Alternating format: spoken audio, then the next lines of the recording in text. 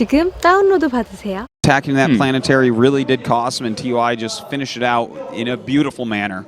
Great game there. So we are going to jump into Zest versus Reality here in just a bit. Another PVT, our second of the night. Yeah. And this should be another good one. You know, you were saying that all the Samsung players have a chance, and Reality definitely does here as well. Yeah, Reality's playing very well recently, especially his TVT is looking really on point, which, by the way, that makes me a little bit nervous about Maru against Reality and Code. Yeah, because I mean that's a little bit scary. He took out Ryung the other day. You were casting that, right? And that was like sick play. He played it really well. Doesn't necessarily transition over to TVP, but he is playing very well, at least in that recent game that we saw. Yeah, he's looking good. He's getting his confidence here at Pro League, whereas Zest just got bopped by MC, one of the smartest players, actually. We were talking about this before the matches. That guy he just knows how to win. You know, at any point, he's like, oh, how do I win from here? Oh, this is how I win. Okay, I'm going to do that. You know, whereas other players, they just have trouble figuring it out, you know? What do I do now? Like, oh, I don't know. Let me just attack into a planetary. Doesn't really work that way. I don't think anyone has more experience than MC. Can you think of anyone? He's played since GSL Season 1. He was one of the top players. Not in Starcraft 2, I guess. Yeah, you know? he has like the most experience, basically. So yeah, and he's played in every scene too. He's seen everything the meta can throw at you. So. He's like the most seasoned veteran, I guess, of this game right now. This is, and look, he's such an epic player that we're sitting here in Pro League and he's not playing tonight, and like we're talking about him. Yeah. So that's like kind of funny too, right? It's like MC is stealing the show everywhere. You guys were talking about MC in like set 1 last night, even though he was like set 3. You're like, oh my god, those games are going to be so sick as Forte gets wrecked by Beyond. Like, just wait, guys, it's going to be awesome. The night's going to improve, I promise. Yeah. Tonight already looking really good. Nice 22-minute game there. What odds do you give Reality here? I give him like 30%. Yeah, I'd say that's pretty fair. 30? I would say. Yeah. Like, you know, it's a best of one. Obviously, they're going to be playing on Dusk Towers. So, well, Dusk makes it kind of hard. I think Zest is just unbelievably good on this map. Yeah, and he is 4-0 against Terran so far in Pro League. So, looking quite good in the matchup. Always has been really good. And Reality, though, I mean, that's a better record than last year, right? He's sitting at 7-4. That's actually pretty good, considering the players that you play in Pro League all the time. Like, he's playing Zest, he's playing against Mari. You know, even Ryung's a great player. Yeah. You know? And, you know, I think he's really one of the players stepping up for Samsung right now. And they do need some of their players to step up, especially considering, you know, their Hurricane's having a very tough time right now. Yeah, he's not even in the lineup. They're bringing in Bravo, bringing in Solar, too. Which very excited about that. Yeah, I really hope we get there. So even though Reality has a chance, it's hard to vote against Zest. Yeah, I mean, I vote for Zest. You don't vote against Zest, basically. Even now after losing to MC. So guys, let's jump into game number 2 now on Dusk Towers.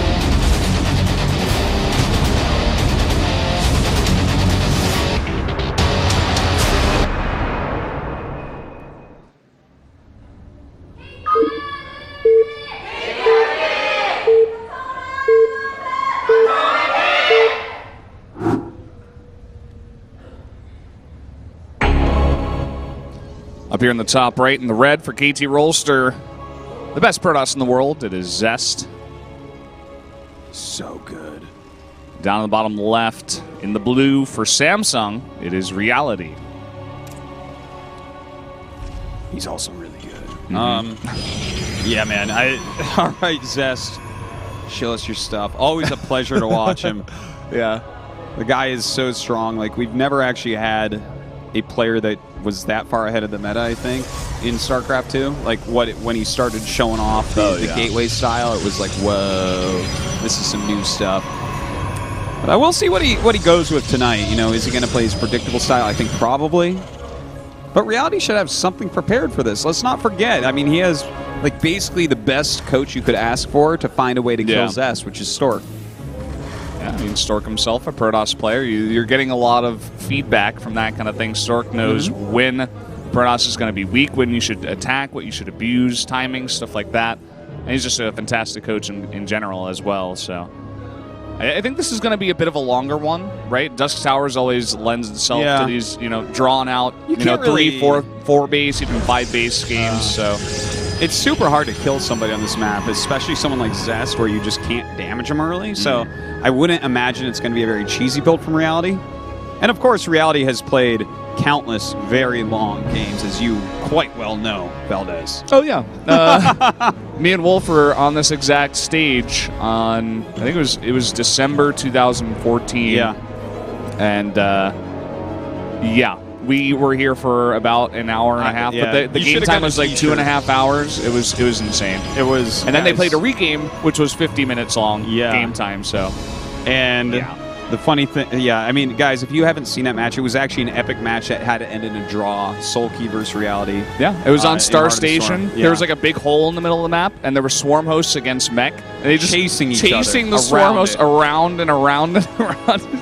And that was could never kill them. Yeah, they could not kill each other. It was so sick, and Game 2 almost went into that as well. Yeah. But luckily, Soulkey just like killed him just before that happened again. Found that timing before the mech death ball was too big. A classic game. Classic game. By the way, Zest is mixing up a little bit with a proxy Stargate. You know, this is probably something that Reality is not going to expect. Not something that Zest shows off all too often.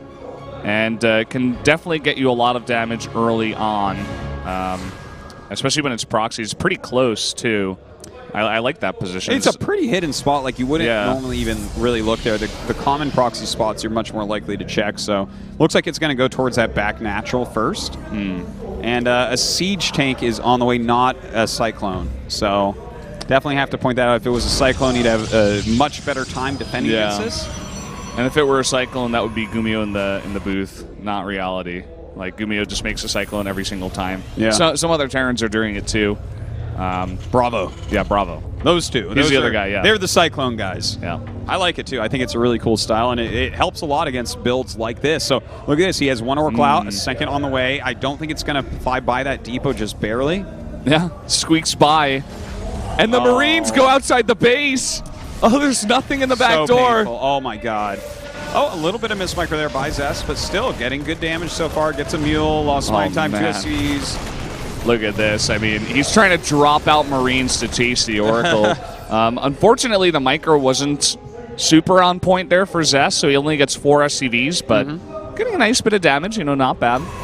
Yeah, and, he has that second one, so the harassment isn't done. The Oracle is just a fantastic unit. He can continue to scout. Look at this. He's baiting over units so he can fly in with the second Oracle, and bam, he does. Oh, my God. Oh, that full mule. It got like 1 trip. Oh, but look at this. The Cyclone. Oh, it gets away. Wow. Just barely. And at the same time, this other Oracle swoops in, kills a bunch of Marines, it looks like. Jeez, Zest really getting some damage done here. In the meantime, he has taken his third Nexus. It's already up, and now teching and everything as well. Both Oracles are alive, so that's kind of keeping Reality back. If he had killed one or both, he might be able to, go over there, push, try to mess it up a little bit for Zest, but Zest is in like a perfect spot.